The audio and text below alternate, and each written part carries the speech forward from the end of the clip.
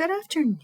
Hello there. This is Stacy Sanderson, and I'm a psychotherapist, facilitator, and author. And I help people with a variety of things, but my heart's work is really in helping people understand and recover from abuse, being in toxic situations as they come back into their power and authenticity. So all of that gobbledygook to lean into today's topic. And this has been inspired by the conversations I have had with clients within the therapy practice this week, but also, as I refer to them, the beautiful souls who are working with me in Transforming Pain to Power, the recovery program. And the topic is the empath's journey, which I'm going to tell you was one of the working draft titles for the book I've written. That's not what I chose, but it was on the list. I've got some red dragon tea that I don't want to get cold as well. So an empath has that concept or term has a different connotation for different people. And what I'm referring to is those individuals who have a capacity or a deep capacity for understanding what someone else is feeling, but also maybe even feeling it as well. So feeling what someone else is feeling, picking up on that.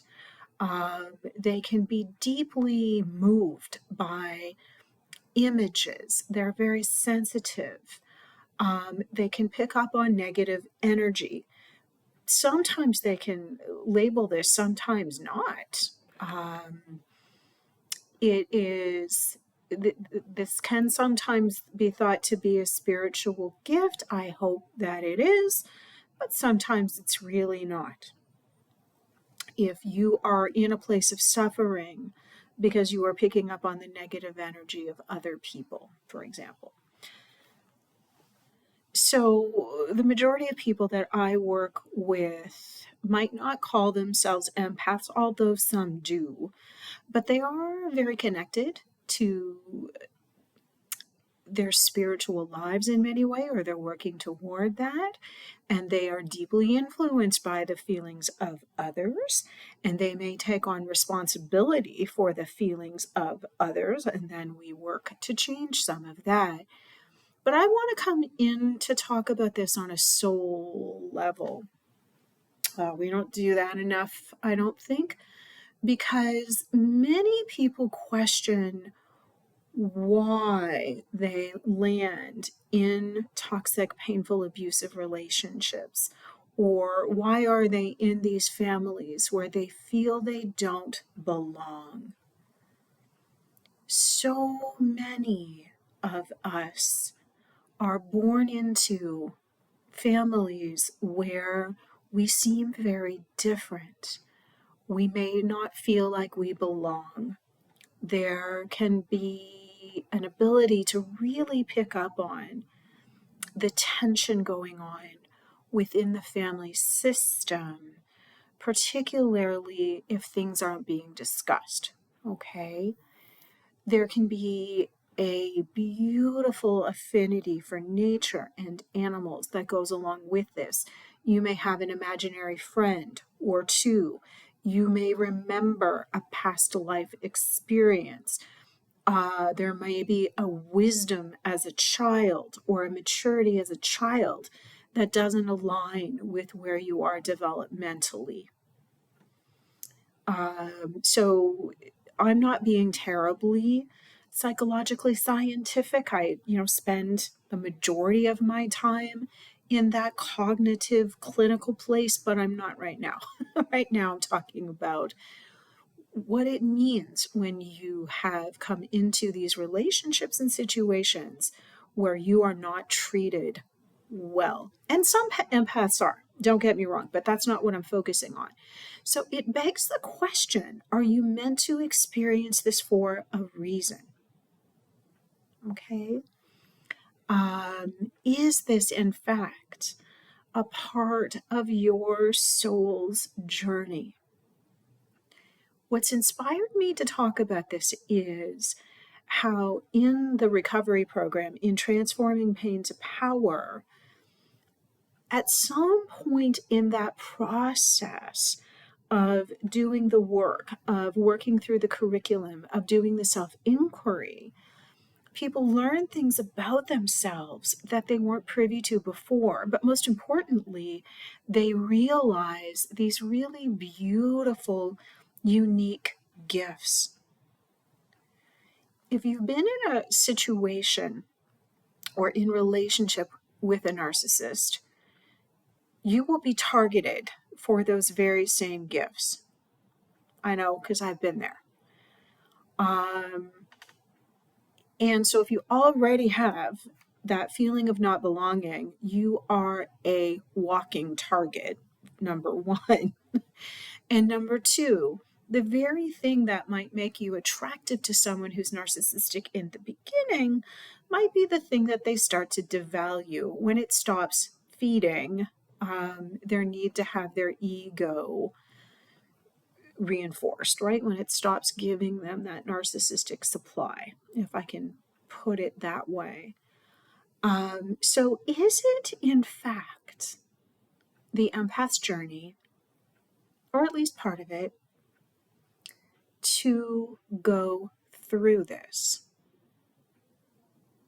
Is it part of a reclaiming of those beautiful, natural, spiritual gifts?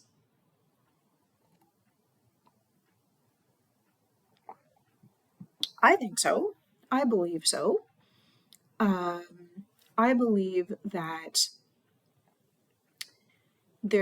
some of this shadow aspect to being an empath needs to come into the light. And what I mean by that is, the codependent traits, the people pleasing, the fear of upsetting people, right?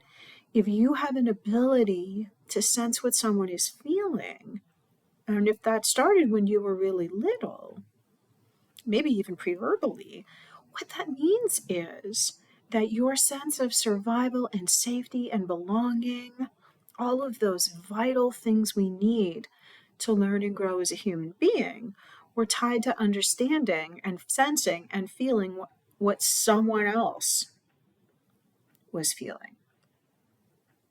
So this partly explains why people get stuck or fall prey to some of these relationships, right?